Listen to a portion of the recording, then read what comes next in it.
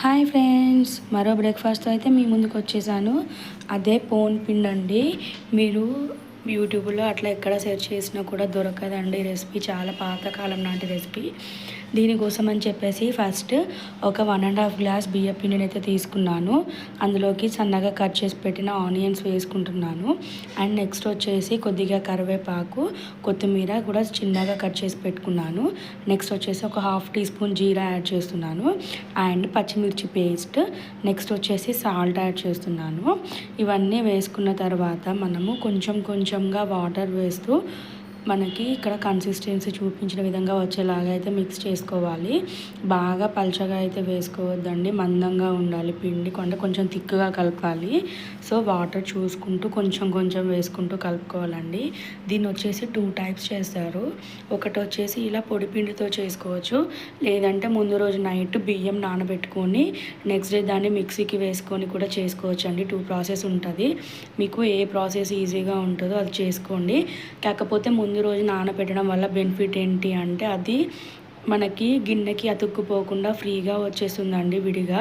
So అట్లా try చేసుకుంటే better దీనికన్నా.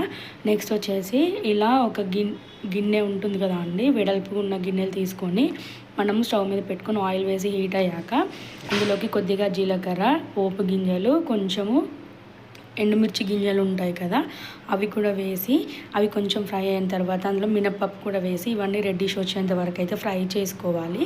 చేసుకున్న తర్వాత ఆయిల్ మొత్తం చుట్టూ స్ప్రెడ్ అయ్యేలాగా చేసుకొని, చూసారు కదా మనం కలుపుకున్న బ్యాటర్ ఇలా థిక్గా ఉండాలి. దాన్ని చుట్టూ గిన్నెలాగా వచ్చేలాగా చుట్టూ వేసుకుంటూ వెళ్ళాలండి. అంటే మీకు స్టవ్ ఎంతవరకు మండుద్దో అంతవరకు అయితే వేసుకుంటే సరిపోతుంది. మరీ పైకి వేసినా మనకి పోన్ పిండి ఫ్రై అవ్వడం అనేది కష్టం అవుతుంది. సో ఇలా వేసుకున్నాక మనము చుట్టూ స్ప్రెడ్ చేసుకుంటే తాలింపైన పిండి అయినా చుట్టూ ఈవెన్గా స్ప్రెడ్ అవుతుంది. సో ఇలా చుట్టూ స్ప్రెడ్ చేసుకోండి. సో ఇలా స్ప్రెడ్ చేసుకున్న తర్వాత చుట్టూ మంచిగా రోస్ట్ అయ్యేలా అయితే ఫ్రై చేసుకోవాలి. ఫ్రెండ్స్, మీలో ఎంతమందికి పోన్ పిండి తెలుసో నాకు కామెంట్ బాక్స్లో కామెంట్ చేయండి. నాకు తెలిసి చాలామందికి ఈ రెసిపీ అయితే తెలియదు, నాకు కూడా మ్యారేజ్ అయ్యాకే తెలుసు. సో ఇలా చూస్తున్నారు కదా, చుట్టూ కొంచెం సైడ్కి తిప్పుకుంటూ మంచిగా ఈవెన్గా కాల్చుకుంటూ వెళ్ళాలి. ఇష్టమైతే లిడ్ క్లోజ్ చేసి కూడా చేసుకోవచ్చు.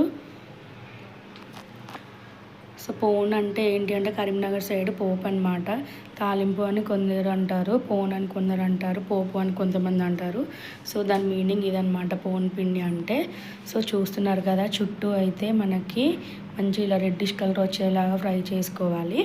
ఫ్రై చేసుకుంటే మనకి పోన్ పిండి అనేది రెడీ అయిపోయింది. సో దీనికి ఏంటంటే సైడ్కి కర్డ్ పెట్టుకొని తింటే అయితే టేస్ట్ చాలా బాగుంటుంది. సో మనకి ఇది ఫ్రై అయిన తర్వాత ఎక్సెస్ ఆయిల్ ఏమైనా ఉంటే సైడ్కి ఇలా వంచుకోవాలి. వంచుకుంటే మనకి పోన్ పిండి అయితే రెడీ అయిపోయింది.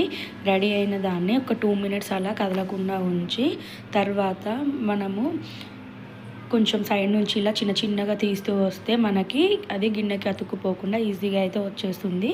సో దీన్ని పెరుగుతో సర్వ్ చేసుకుంటే పోన్ పిండి అయితే రెడీ. ఎలా వచ్చిందో నాకు కామెంట్ బాక్స్లో కామెంట్ చేయండి. Thank you for watching.